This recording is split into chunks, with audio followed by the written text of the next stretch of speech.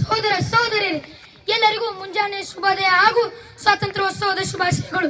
ಪ್ರಾಚೀನ ಮತಕ್ಕೆ ತೊಳೆ ವರ್ತಮಾನ ಜೀವಕ್ಕಳೆ ಉಕ್ಕೇರಲಿ ಬಾಳವಳೆ ಆ ಭವಿಷ್ಯದೊಳಗೆ ಮೈ ಕೊಡಲಿಗೆ ಮೂಕು ಜನ ಕೈ ಹಿಡಿಯಿರಿ ನಾಲ್ಕು ಜನ ಎದ್ದೇಳಲಿ ಎಲ್ಲ ಗುಣ ಆ ಸಮೃದ್ಧ ಬಾಳಿಗೆ ಎಂಬ ಚನ್ನವೀರ ಕಣವೀರವರ ಕವನದ ಆಶಯದಂತೆ ನಮ್ಮ ಭಾರತ ದೇಶವನ್ನು ಇಂಗ್ಲಿಷರು, ಡಚ್ಚರು, ಫ್ರೆಂಚರು, ಪೋರ್ಚುಗೀಸರು ಎಂಬ ಚತುರೋಪಿಗಳ ಕಪಿಬುದ್ಧಿಯಿಂದ ನೇರವಾಗಿ, ವಕ್ರವಾಗಿ, ಪ್ರತ್ಯಕ್ಷವಾಗಿ, ಪರೋಕ್ಷವಾಗಿ, ಸತ್ಯವಾಗಿ, ಅಸತ್ಯವಾಗಿ, ಧಾರ್ಮಿಕವಾಗಿ, ಅಧಾರ್ಮಿಕವಾಗಿ, ಬೆಳ್ಳಗೊಮ್ಮೆ, ಕೆಂಪಗೊಮ್ಮೆ, ಹಗಲೊಮ್ಮೆ, ഇരുಳೊಮ್ಮೆ ಹೀಗೆ ನಾನಾ ತಂತ್ರ ಕುತಂತ್ರಗಳಿಂದಲೂ ಹಾಗೂ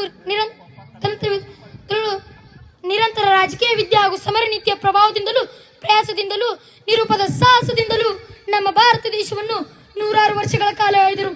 ಆದರೂ ಸಹ ನಮ್ಮ ಭಾರತ ದೇಶದ ಶೂರದೃಷ್ಟಿಗಳಾದ ಭಗತ್ ಸಿಂಗ್, ನಾನಾ ಸಾಹೇಬ್, ತಾತ್ಯಾ ಟೋಪೆ, ಸುಖದೇವ್, ಭಗತ್ ಸಿಂಗ್, ಸುಭಾಷ್ ಚಂದ್ರ ಬೋಸ್ ಹೀಗೆ ಅಗಣಿತ ಅನಾಮಿಕರ ಸ್ವಾತಂತ್ರ್ಯ ಹೋರಾಟದ ಫಲದಿಂದ ನಮಗೆ 1947 ಆಗಸ್ಟ್ 15ರಂದು ಸ್ವಾತಂತ್ರ್ಯ ದೊರೆಯಿತು.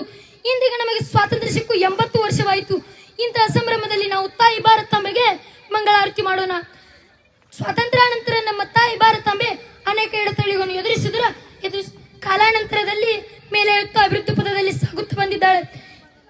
ಕೃಷಿ, ಕೈಗಾರಿಕೆ, ತಂತ್ರಜ್ಞಾನ, ಚಂದ್ರಯಾನ, ಮಂಗಳಯಾನ, ಕಲೆ, ಸಾಹಿತ್ಯ, ಶಸ್ತ್ರಾಸ್ತ್ರಗಳ ತಯಾರಿಕೆ ಹೀಗೆ ಅನೇಕ ಕ್ಷೇತ್ರಗಳಲ್ಲಿ ನಮ್ಮ ಭಾರತವು ಇಂದು ವಿಶ್ವದಲ್ಲಿ ಅಗ್ರಸ್ಥಾನದಲ್ಲಿ ರಾರಾಜಿಸುತ್ತಿದೆ ಎಂದು ಹೇಳಲು ನನಗೆ ಹೆಮ್ಮೆ ಅನಿಸುತ್ತದೆ ಎಂದು ಹೇಳುತ್ತಾ ನನ್ನ ಚಿಕ್ಕ ಭಾಷಣಕ್ಕೆ ಚೊಕ್ಕು ವಿರಾಮ ನೀಡುತ್ತೇನೆ. ಜೈ ಹಿಂದ್.